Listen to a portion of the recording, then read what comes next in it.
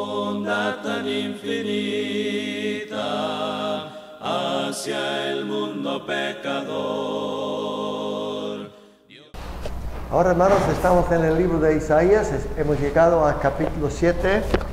Ya vimos que el rey de aquel entonces es Acaz, rey de Judá, pero es un rey malo.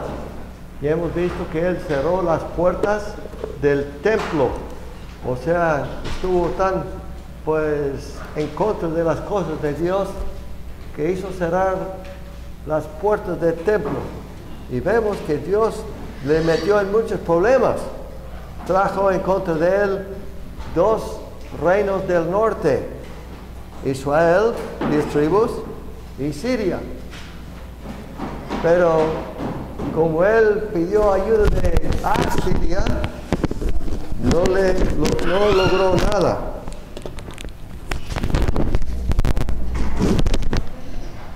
Vemos entonces que el rey Acaz fue un rey malo, no logró nada sin la ayuda de Dios, con dioses ajenos, y Dios le metió en muchos problemas y quería humillarlo, despertarlo para traerle a quitar el pecado, pero ese hombre no quiso.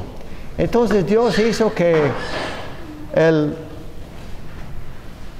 profeta Isaías nombrara sus 2 hijos, nombres que podían servir como señales al rey Acaz. Puso a un hijo Ser Hasub, o sea, ese nombre quiere decir un remanente volverá. Y vemos que está ya profetizando la cautividad y el regreso de la cautividad de un grupo pequeño.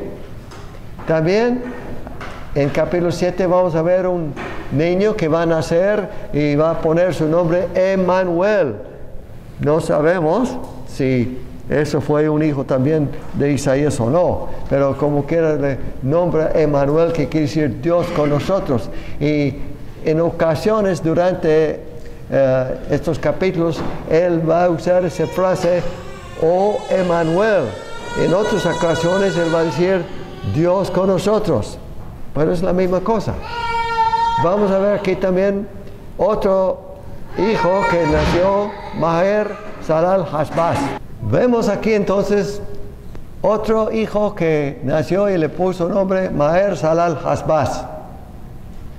El nombre de ese niño quiere decir el despoja se apresura y la presa se precipita. En realidad estas 2 naciones al norte, Israel y Siria, van a ser atacados por otro reino más allá, más al norte, Asiria. Y él va a venir como rápido para agarrarlos. Y está muy preocupado Acaz por esos 2 reyes en norte de él, y debía estar más preocupado todavía del tercer rey que está más al norte. Aquí tenemos esos significados de los nombres. Dios está mostrando que un resto volverá de la cautividad de Babilonia. Maher Salazbaz, veloz es el botín, rápida la presa. Y Emmanuel, Dios está con nosotros. Ahora tenemos aquí en 2 de Reyes, capítulo 15, versículo 36, hablando de Rezín, rey de Siria, y de Peca de Israel. Dice aquí la escritura, los demás hechos de Jotán y todas las cosas que hizo, recuerda que fue un rey bueno, no están escritos en el libro de las crónicas de los reyes de Judá. En aquel tiempo comenzó Jehová a enviar contra Judá, recuerda, Judá es el pueblo de Dios. Y uno va a decir, entonces, ¿por qué si es el pueblo de Dios, Dios manda en contra enemigos? Pero es por el pecado de ese rey. Dice, en aquel tiempo comenzó Jehová a enviar contra Judá y a Rezén, rey de Siria, y a Peca, hijo de Remalías. Usted puede ver aquí, del norte, están atacando. Y vemos que de aquí de Israel, el norte, le van a atacar, de aquí, de Arán, le van a atacar también. Ahora, en capítulo 7, el profeta sale con su hijo y se encuentra con el rey y le dice, guárdate y repósate, versículo 4, no temas. O sea, Dios está diciendo a él, confía en mí. Pero ese rey Acaz no quiso confiar en Dios, sino mandó dinero al rey de Asiria, más al norte, para que viniera a ayudarle. No confió en Dios, confió en hombres. Y eso siempre nos trae problemas. Hay que confiar en el Dios vivo. Entonces, aquí Dios promete que esas dos naciones al norte de él no le van a hacer, pues no le van a destruir, como él tema. Pero dice Dios en el 9, si no creyeres, de cierto no permaneceréis. Y él pregunta o pida a ese hombre que le diera un señal. O sea, dice, pide a Dios una señal, aunque sea muy alto, muy grande. Pero el rey no pida. Aquí vemos la negación de Acaz de pedir una señal. No porque es muy santo ni piadoso, al contrario, es un hombre de poco fe. No quería pedir al Señor. Y él decía, no quiero poner al Señor a prueba. Bueno, Dios estaba dispuesto y Isaías se molestó con él. Dijo, pues, no solamente quitas fastidios a los hombres, sino también a Dios. Entonces dice, el Señor le dará una señal. Versículo 14, mire lo que dice. ¿Cuál es la señal que el Señor mismo le va a dar? De aquí que la Virgen concebirá y dará a luz un hijo y llamará su nombre Emmanuel. Y eso quiere decir Dios con nosotros. Ahora, ese texto tiene doble cumplimiento. Ese texto pueden ver en las notas que traen, bajo capítulo 7, versículo 13 a 16. Dice la gran señal mesiánica. Y cita ahí Mateo capítulo 1, versículo 23. También la Virgen y su hijo Emmanuel se cita como señal para asegurar al escéptico Acaz su alivio. Dios en su poder se usa este texto para profetizar un doble cumplimiento. Primer cumplimiento sucedió en pocos años. Segundo cumplimiento sucedió cuando nació Jesús de una virgen. O sea, él le advierta a esas dos naciones que te están atacando del norte, Israel y Siria.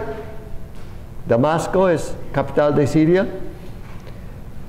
Antes que una virgen puede tener un hijo, o sea, si una virgen iba a tener que casarse, tener un hijo, y antes que ese niño sepa escoger entre bien y mal, esas dos naciones que tú temas serán quitadas. Entonces estamos hablando de un plazo de pocos años. No sabemos cuántos años, pero pocos años que iba a ser quitado esas dos naciones que le estaban atacando. Pero en Mateo capítulo 1 nos muestra otro cumplimiento. Y ese cumplimiento es cuando nació Jesús. Porque recuerden ustedes que María estuvo desposada para casarse con José y él no quiso recibirla porque ya se dio cuenta que estaba encinta. Cuando el ángel del Señor le avisa, no temes de recibir a María, su esposa, porque lo que está encinta de ella es del Espíritu Santo. Bueno, qué alivio para Josué, ¿verdad? Qué gozo. Y la recibió en casa. Y no la conoció hasta que nació ese niño. No vivió con ella en relaciones hasta que nazca el bebé Jesús. Pero Jesús es el Todopoderoso que tiene Padre Celestial. No es como nosotros. Y eso nos trae la idea que Él es eterno. Vemos aquí entonces, porque Él existía en el cielo antes que viniera aquí a la tierra. Encontramos aquí entonces el texto que acabamos de citar, es un cuadro mesiánico que dice, por tanto el Señor mismo les dará señal. Fíjese, aquí dice, les dará. No dice, te dará o os dará. Esa es una cosa plural, que Dios está dando esa señal a más gente, al pueblo de Dios. Una virgen concebirá y dará a luz un hijo y le pondrá por nombre Emmanuel, o sea, Dios con nosotros. Cuando llegamos a capítulo 7, versículo 16, dice, porque antes que el niño sepa desechar lo malo y escoger lo bueno, los judíos consideraron esto como la edad de 12 años, que ya estuvo suficiente grande para ser pues un hombre para hacer sus propias decisiones. Dice, será abandonada la tierra cuyos 2 reyes tú temes, o sea, Israel, los 10 tribus, y Siria al norte, cuyo capital fue Damasco. Ahora que tenemos aquí profecía de la venida de los asirios. Dice en el capítulo 7, versículo 18, y sucederá en aquel día que el Señor silbará, o sea, ven, ¿qué vas a...? Para llamar la mosca que está en lo más remoto de los ríos de Egipto, y la abeja que está en la tierra de Asiria. Esa palabra abeja era una abeja especial que picaba a los caballos, no era la abeja que producía la miel. No sé si usted ha visto unos moscones grandes que atacan hasta caballos. Bueno, dice que esa palabra abeja significa ese tipo de moscón que hasta podía picar camellos, vacas, caballos, hasta elefantes, y con el tiempo podían morir con eso.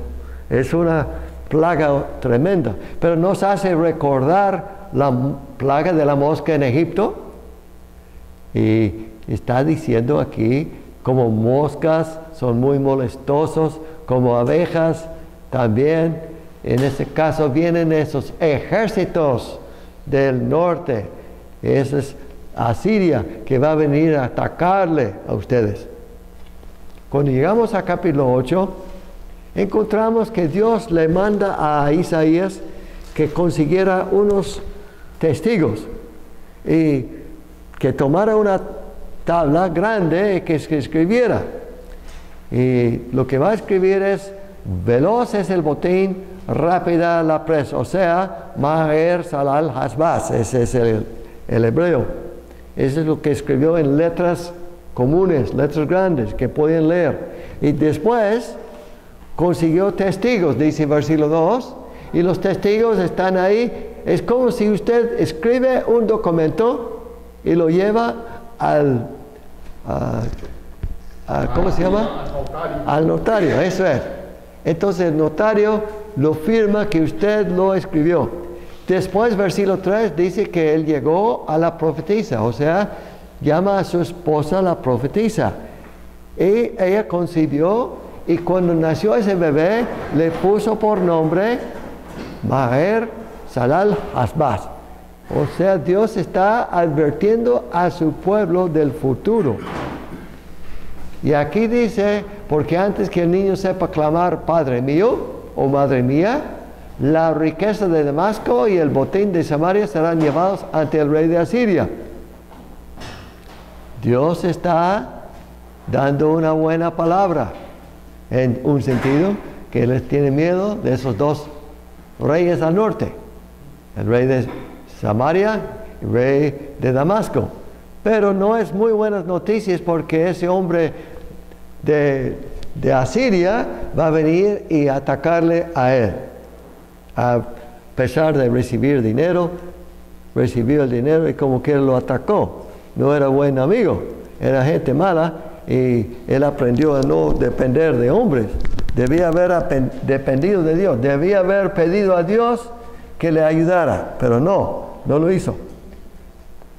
Entonces, regresando a ese texto que acabamos de ver, aquí dice: yo y los hijos que el Señor me ha dado estamos por señales y prodigios en Israel, de parte del Señor de los ejércitos que mora en el monte Sión. Aquí vemos que otros no podían ser confiados, pero sí poder confiar en Dios. En ese entonces las gentes estaban preguntando a los encantadores, estaban buscando a los que consultan con los muertos, estaban pidiendo a los que las personas que practicaron la brujería. Él dice, eso es algo malo. A la ley, al testimonio, vaya a la palabra de Dios, no vaya a los que consultan a los muertos.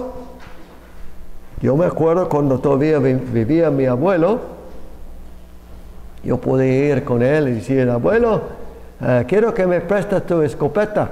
Tenía una escopeta de 12 de cuates que traía dos martillos.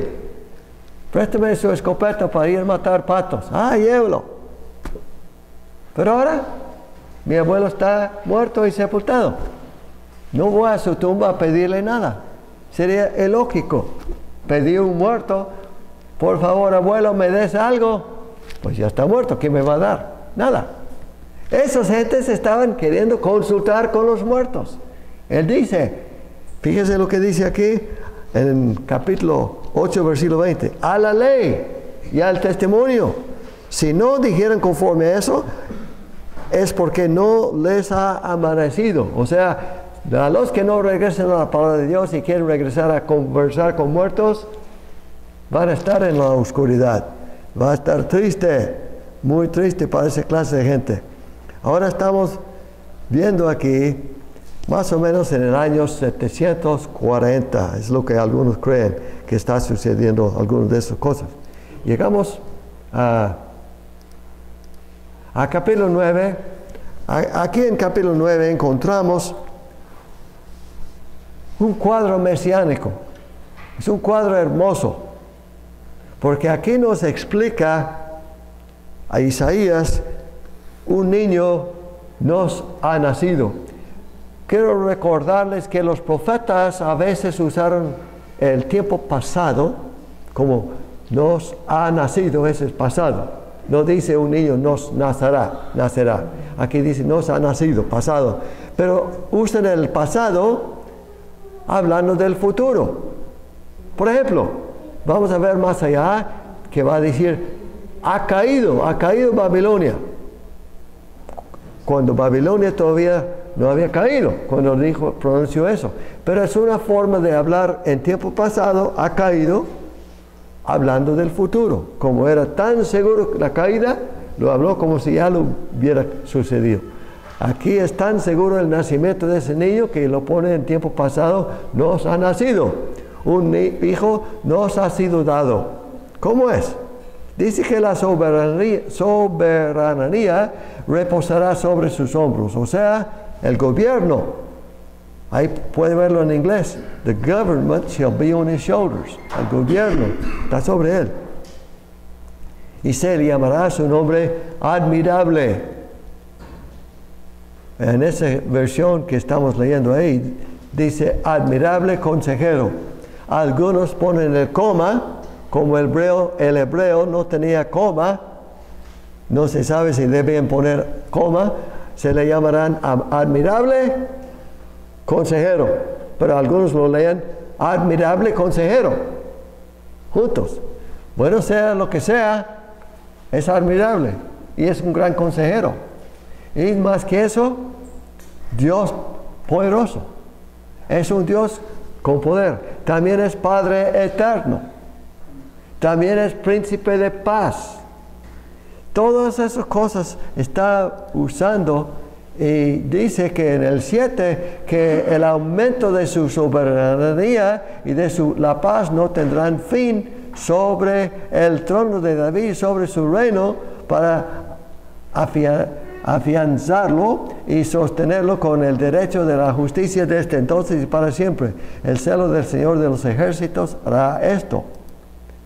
Entonces, ahí vemos la idea de alguien del trono de David, pero está hablando de un trono celestial. Y aquí vamos, Dios va a usar esa frase su mano está extendida. Dice aquí en 9:12 que los arameos en el oriente y los filisteos en el occidente, que devoran a Israel a boca llena. O sea, Dios mandó a esas naciones de alrededor que los atacara. Con todo eso no se aparta su ira y aún está la mano extendida. O sea, Dios está enojado con ellos.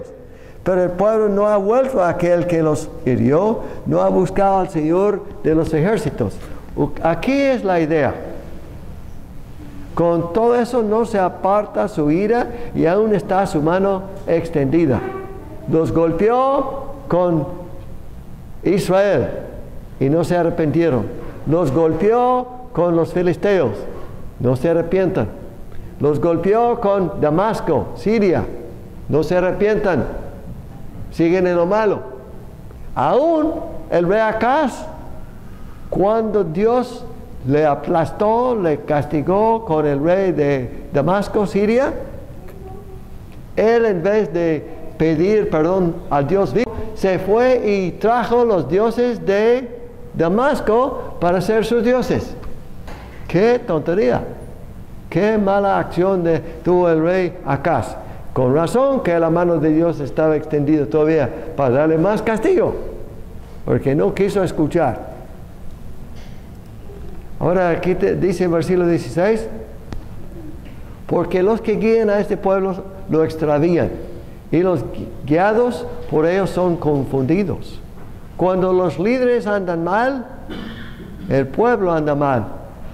Cuando los líderes no confían en Dios, sino en lo malo, pueden desviar al pueblo. Dice versículo 17, por eso no se complace el Señor en sus jóvenes, ni se compadece de sus huérfanos, ni de sus viudas, porque todos ellos son impíos y malhechores, y toda boca habla necedades. Con todo eso no se aparta su ira, y aún está su mano extendida. Aquí vemos que todos eran pecadores, con razón que Dios estaba dispuesto a castigarlo.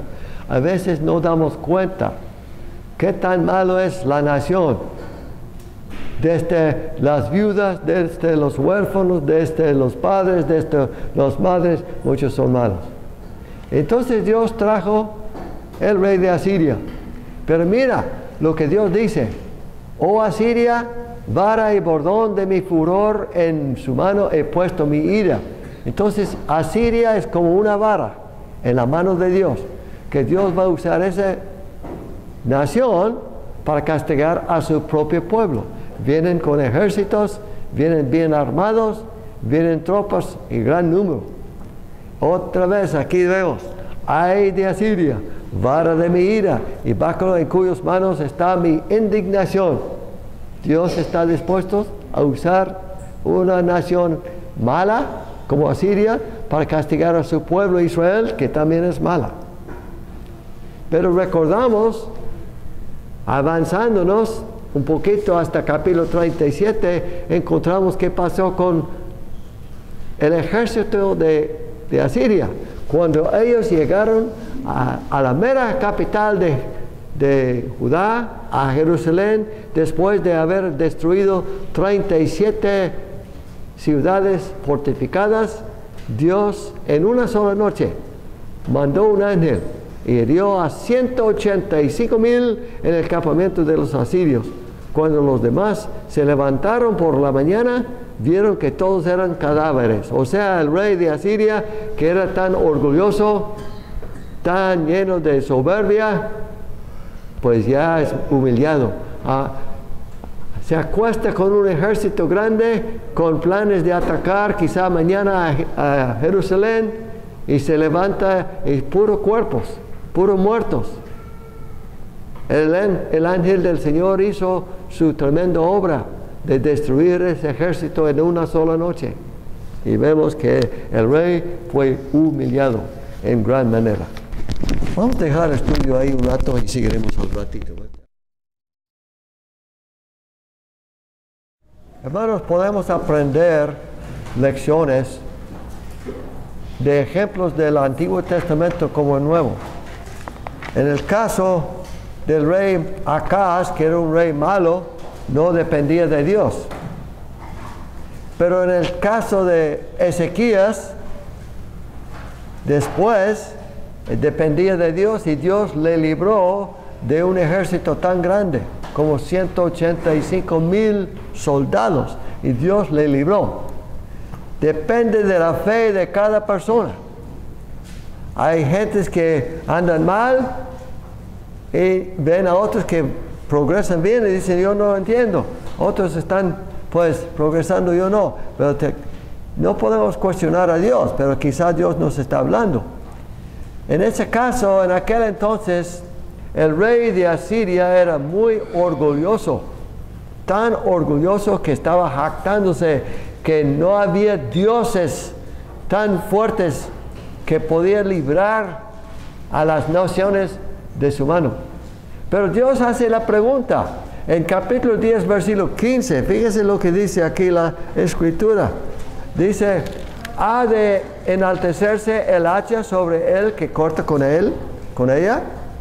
O sea, el asirio estaba jactándose, mire, ¿qué estoy haciendo yo? Pero Dios está usándolo como una vara en la mano, como una hacha que el hombre va a cortar leña, usa la hacha para cortar, pero la hacha tiene la fuerza para moverse solo. No. ¿Verdad que no? Entonces la hacha no puede gloriarse en sí mismo. Y la misma cosa, el báculo en la mano de uno no puede levantarse diciendo, mira lo que estoy haciendo yo. Al contrario, es la persona que lo mueve, es la persona que mueve esa hacha, es lo que hace la fuerza. Aquí en ese capítulo, en ese libro, encontramos profecías a la izquierda y el cumplimiento al lado derecha. Ya hemos visto en capítulo 7, 14 que una virgen iba a concebir y dar a luz, o sea, nacerá de una virgen. Y encontramos en Lucas capítulo 1 el cumplimiento de esta profecía, que María dio a luz a un hijo, pero fue engendrado por el Espíritu Santo. También mencionó aquí en capítulo 9, versículos 1 y 2, que Galilea del norte iba a ver una gran luz. Pero en Mateo capítulo 4, Mateo cita ese texto y dice que ese es el cumplimiento de aquella profecía. En capítulo 9, versículo 7, será sobre el trono de David. Y encontramos en Lucas 1, 32 y 33, que es prometido que ese niño que va a nacer de la Virgen iba a reinar sobre el trono de David. Encontramos en capítulo 40, versículo 3, que decía, preparad camino a Jehová. Y quiero notar con ustedes algo de mucha importancia.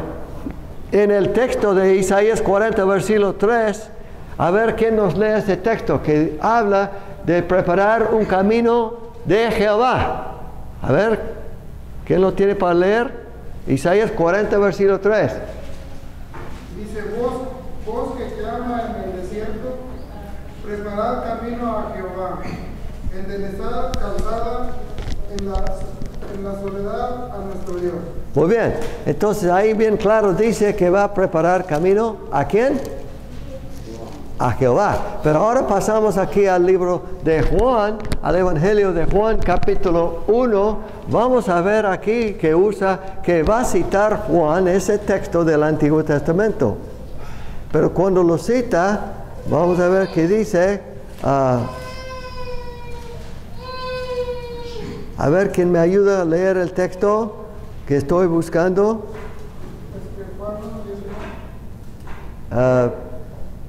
Es Juan capítulo 1, pero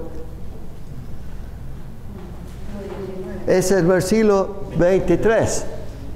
Lo que quiero, dice, y dijo, yo soy la voz de uno que clama en el desierto. Juan está hablando, cita el texto que acabamos de leer, enderezad el camino del Señor. Dijo el profeta, como dijo el profeta Isaías. Aquí dice, enderezad el camino del Señor. Aquí en el Antiguo Testamento decía de Jehová y aquí dice del Señor. Quiere decir que Jesús es Jehová con nosotros. Si preguntamos, pues si Jesús es Dios con nosotros, pues ¿qué Dios es? Pues es Jehová, nada menos. No es un Dios con minúscula, como algunos tocan su puerta y traen una Biblia arreglada por ellos, que dicen que Él es Dios, no todopoderoso, sino Dios con poca fuerza. Es fuerte, pero no todopoderoso, según ellos. Pero está mal, porque aquí vemos que Dios decía que iba a preparar camino de Jehová, pero aquí dice del Señor hablando de Jesús. Seguimos aquí en capítulo 50, versículo 6, que iba a recibir injurias y esputos. Y encontramos el cumplimiento. Aquí estamos viendo profecía 700 años antes que sucediera el cumplimiento. Y aquí dice en Mateo 26, 67, del maltrato que le dieron. Y encontramos aquí, será enaltecido. Isaías 52, 13. Ese texto deben ya estar aprendiendo por sus textos de memoria. Pero en Filipenses capítulo 2 también habla de él, que fue exaltado, pero se humilló a sí mismo, se despojó a sí mismo. Pero por eso Dios lo exaltó hasta lo sumo. Ahora Dios lo tiene a su diestra, lo tiene en su trono. Jesús, el Hijo de Dios, ya no está en la tumba, no se quedó muerto, resucitó y está ya a la diestra de Dios, cumpliendo esas profecías. También en el libro de Isaías 52, 14, será desfigurado, más que todos los hombres, en una forma horrible. Pero vemos que se cumplió aquí en Marcos 15. Versículo 15 a 19. Esos textos nos da fe. Es imposible que Isaías podía haber adivinado todos esos detalles sobre Jesús 700 años de antemano. Por eso tenemos que enseñar a nuestros hijos esas cosas también. Pero hay algunos, especialmente los judíos, no lo quieren muy bien porque dicen, miren, lo mataron, fue desechado entre los hombres, dice Isaías 53, 3. Pero también nos habla de eso en Juan capítulo 12. Después de resucitar a Lázaro, ¿recuerda? Que se fueron con los judíos y le dijeron, ¿qué haremos con ese hombre? Hace muchos señales. Entonces ahí deciden, mejor matarlo. Completamente desechado, aunque no había por qué. Entonces cuando llegamos a capítulo 13, o más bien capítulo 11, encontramos que un rey de justicia va a venir, un rey de paz. Eso es un cuadro mesiánico. Vamos a ver aquí que dice versículo 1, 11:1, y saldrá una vara del tronco de Isaí. ¿Recuerda quién era Isaí? Padre de David. Muy bien. Entonces, un descendiente de David va a nacer una vara. Es como si corta un árbol y de ese tronco sale una vara, un retoño. En ese caso está hablando de Jesús. Saldrá una vara del tronco de Isaí y un vástago retoñará de sus raíces. Entonces aquí estamos viendo en capítulo 11, Isaías capítulo 11, fíjese, sigue, en inglés dice, a root goes out from the stump of Jesse, and a branch shall grow out of his roots. Entonces estamos viendo cómo iba a ser. En versículo 2, y reposará sobre él el espíritu de Jehová, espíritu de sabiduría. ¿De quién estamos hablando? Estamos hablando del Mesías, y la palabra Mesías es Cristo, o el ungido, para que sea rey. En ese caso, dice que reposará sobre él el espíritu de Jehová. Eso es el Espíritu Todopoderoso. Pero ¿qué más? Espíritu de sabiduría. Cuando queremos sabiduría, no hay donde arrimar mejor que Cristo. Espíritu de inteligencia. Cristo nos dio tantas buenas ideas. Y cuando llegaron a Él los hombres más estudiados de aquel entonces con preguntas más difíciles. Él tenía la inteligencia para contestar todas sus preguntas. Pero él sí podía hacer preguntas a ellos que no podían contestar a ellos. También espíritu de consejo. Cuando hay multitud de consejeros, no fracasa una persona. Cuando hay falta de consejeros, ahí hay fracaso. Entonces queremos ver la importancia de buscar un consejero bueno. Usted cuando tiene problemas grandes y necesita un consejo, ¿va a preguntar a una niña de 2 años, dame unos consejos? ¿Verdad que no? Pues ya sabe que no, esa niña de 2 años, ¿qué me va a decir de buenos consejos? Bueno, pero hay muchos que leen el periódico y buscan el horóscopo para el consejo. Hay otros que prenden su tele, escuchan a las novelas a ver qué idea saco de ahí. Pues ¿qué van a aprender ahí? Puro gritar, y enojar y mentir y hacer daño. Pero Cristo tiene el consejo más perfecto del mundo. Y cuando leemos, por ejemplo, Mateo 5, 6 y 7, el Sermón del Monte, damos cuenta. Esas palabras no son palabras de hombres, son palabras de Dios. Cristo nos habla sobre cómo vivir bien. También el espíritu de poder. Cristo tenía todo poder. Decía Juan que Dios no le dio el espíritu por medida. Tenía todo el espíritu de Dios. Él sanaba toda indolencia, todo enfermo. No importa, todos los que llegaron a Él podía sanarles. Hasta los que estaban, pues, nacidos ciegos, cojos o muertos, lo podía resucitar. Él tenía el espíritu de poder. Espíritu de conocimiento. ¿Cómo es posible que un hombre joven de 30 años, de poca educación, podía hablar palabras que hasta la fecha estamos estudiando al otro lado del mundo? ¿Cómo es posible que otros hombres no han hablado como él? ¿Cómo es posible que otros hombres no han actuado como él? ¿Cómo es posible que ese hombre con poca educación humana ha cambiado más corazones que todos los reyes del mundo?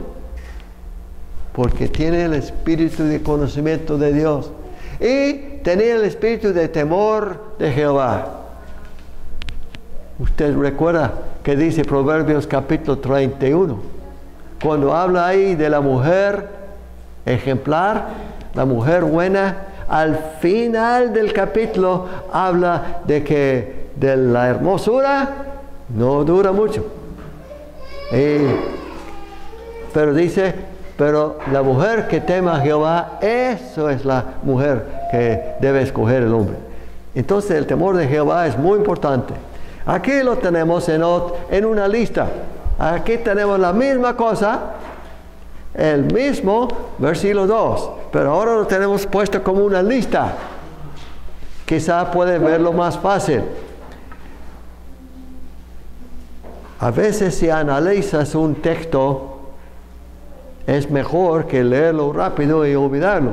Analizando un texto así, podemos ver cómo es ese descendiente de David, cómo es ese rey, cómo es ese hombre que sale del tronco de Isaí, o sea, del tronco de David. Es uno que tiene el espíritu de Jehová. Con razón que debemos buscarle. Tiene espíritu de sabiduría. Yo sé que acabamos de leer eso, pero no podemos impresionarnos demasiado de la grandeza del Hijo de Dios, la importancia de sus palabras, del poder de transformar vidas, porque tiene espíritu de inteligencia. Y si usted quiere arrimar a Cristo hoy en día, puede arrimar en oración, pero si quiere oír sus palabras de inteligencia, tiene que llegar a las Escrituras, tiene que leer las Escrituras. Tiene espíritu de consejo. Hermanos, busque este consejo diariamente. El hombre que se cree muy sabio, el soberbio, no se arrima a la palabra de Dios. Él dice, yo sé suficiente, yo puedo dirigir mi vida solo. Yo no necesito leer la Biblia, así dicen algunos. Pero al rato van fracasando. Cristo tiene el gran consejo, tiene espíritu de poder, hasta tiene poder todavía para ayudarle en su vida personal. Esa es la diferencia entre la Biblia y un libro escrito por hombres. La Biblia es viva. La Biblia no se pone antigua. La Biblia transforma vidas. La Biblia satisface. La palabra de Cristo nos da poder para resistir aquellas tentaciones que solito no hemos podido resistir. Y Cristo tiene un espíritu de conocimiento de Dios, de cómo vivir bien. Pues todos queremos tener vida buena, ¿verdad? Bueno, Cristo tiene ese espíritu de conocimiento y espíritu de temor del Señor. Cuando arrimamos a Cristo y su palabra, nos va a ayudar mucho. Aquí vamos a ver el versículo 3. En la versión 60 dice, y Él hará entender diligentemente en el temor de Jehová. Esta versión dice, y Él se deleitará en el temor del Señor. Y no juzgará por lo que ven sus ojos, ni sentenciará por lo que oigan sus oídos. O sea, el juicio de ese gran rey va a ser justo y correcto. Y en el 4 dice que juzgará al pobre con justicia. Sigue diciendo el versículo 4, y arguirá o dará buenas decisiones. Esa palabra no entiendo aquí, fallará con equidad por los afligidos de la tierra. ¿Está bien esa palabra o lo puse mal? Está correcto, o sea, porque fallará quiere decir dará un fallo. Oh, ok. O sea, dará un fallo. Oh, ok, qué bien, gracias. Ese debe ser lo correcto. Ok, gracias. Dice, con equidad por los afligidos de la tierra. Herirá la tierra con vara de su boca. Mira, nos hace recordar lo que dice en Apocalipsis, la misma cosa. Con el soplo de sus labios matará al impío. Nos hace recordar del 2 de Tesalonicenses, que habla algo bien parecido. Sigue diciendo, la justicia será ceñidor de sus lomos y la felicidad ceñidor de su cintura. Por supuesto, esa es una forma simbólica de hablar. No quiere decir que tenía un cinturón que decía justicia aquí, sino que se ciñó, se puso eso como su ropa. Ahora, aquí dice juzgará al pobre con justicia. Ese es el mismo texto. Aquí cuando llegamos al versículo 6, ese texto ha sido entendido por muchos de allá en el futuro cuando Cristo regresa la segunda vez. Pero quiero decirles algo. Muy probable está hablando de otro tiempo. Cuando dice que el lobo morirá con el cordero y el leopardo se echará con el cabrito, el becerro, el leoncillo y el animal doméstico andarán juntos y un niño los conducirá. Muchos, como el autor de este cuadro lo pintó con un niño ahí con el león y la oveja. Y ellos dicen eso es literal. Bueno, entonces ellos creen que los leones ya van a estar comiendo paja con las vacas. Pero no está hablando de eso.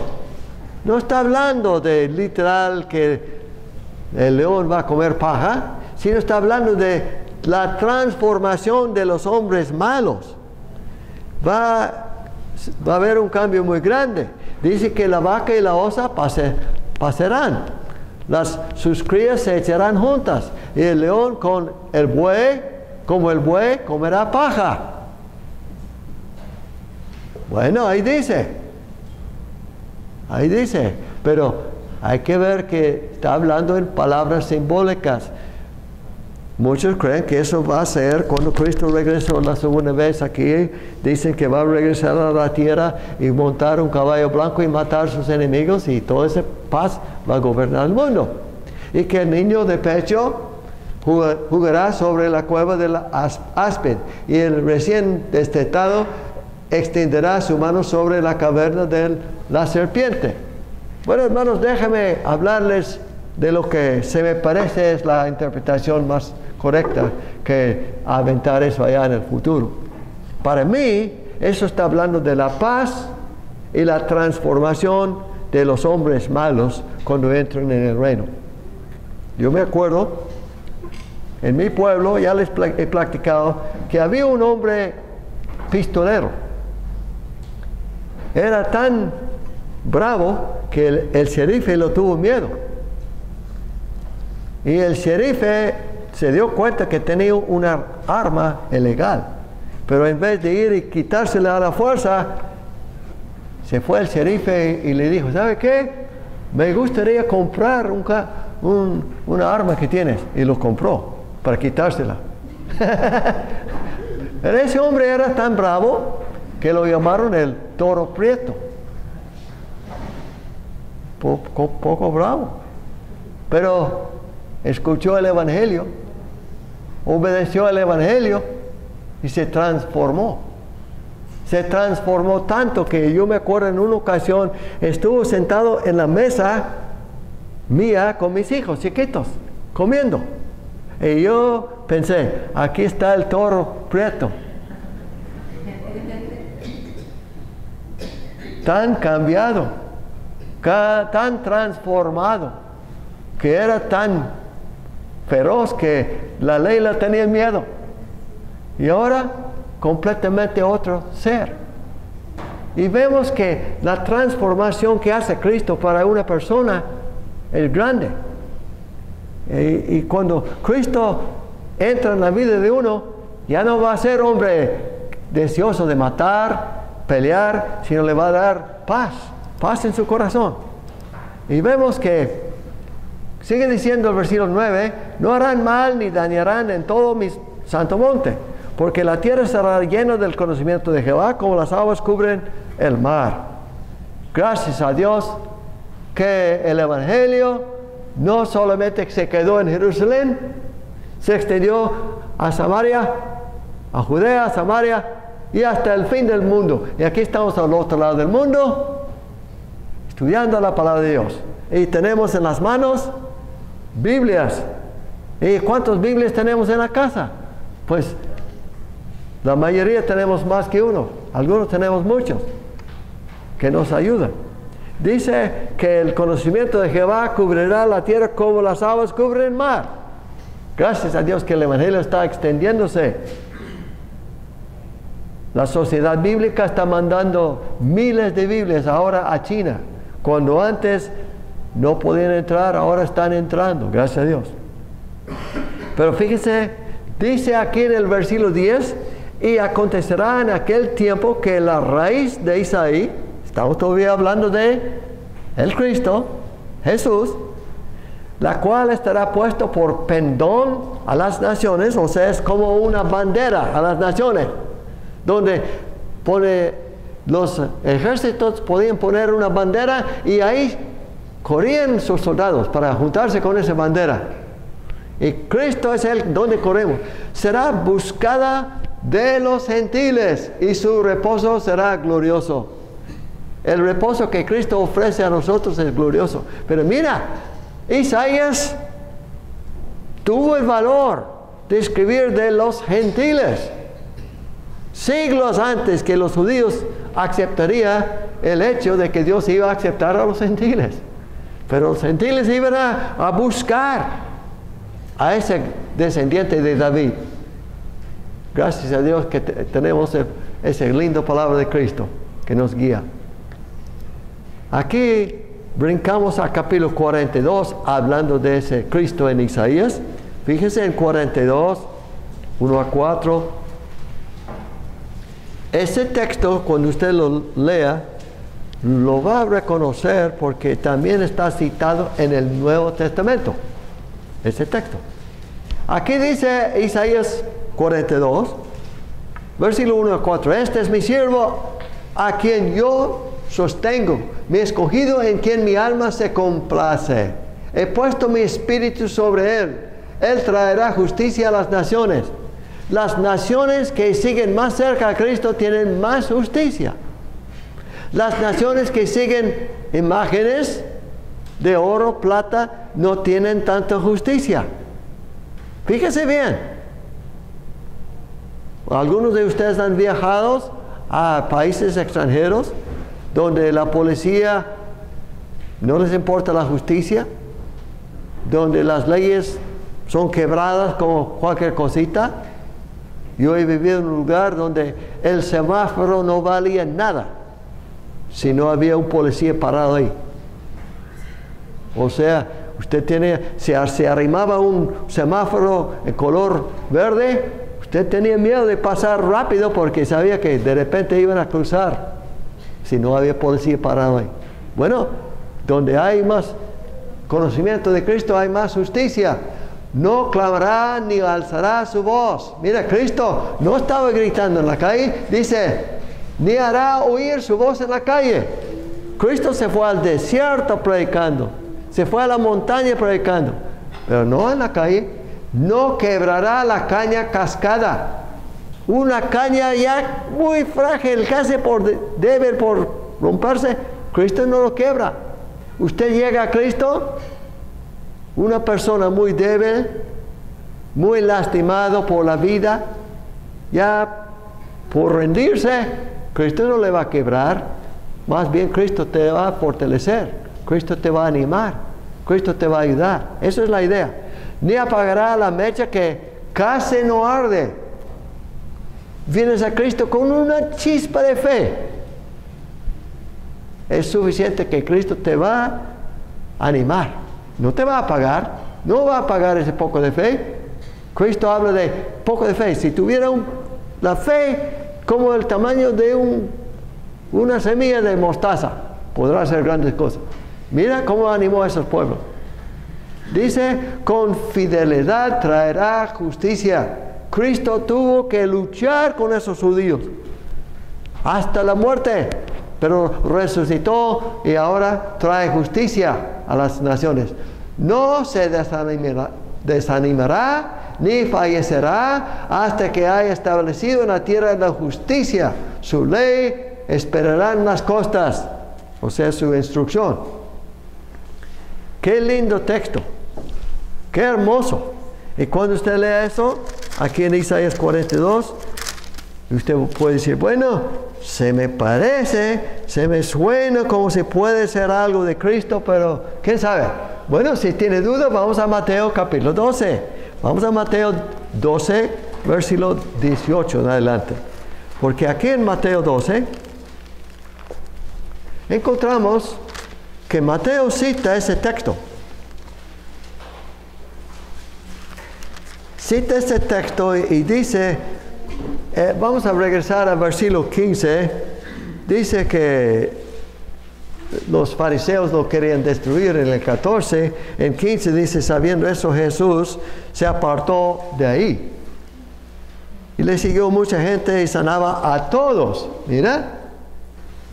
Y les encargaba rigurosamente que no le descubriesen, para que se cumpliese lo dicho por el profeta Isaías. Y aquí empieza a citar ese texto de Isaías 42, en el versículo 18.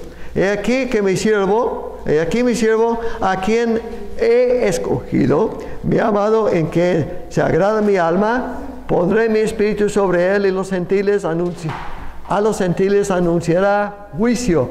No contenderá, ni vocerá, ni nadie oirá en las calles su voz. La caña cascada no quebrará. Fíjese, acaba de decir que sanó todos esos enfermos. Y el pábilo que humea no apagará, hasta que saque a victoria el juicio, y en su nombre esperarán los gentiles.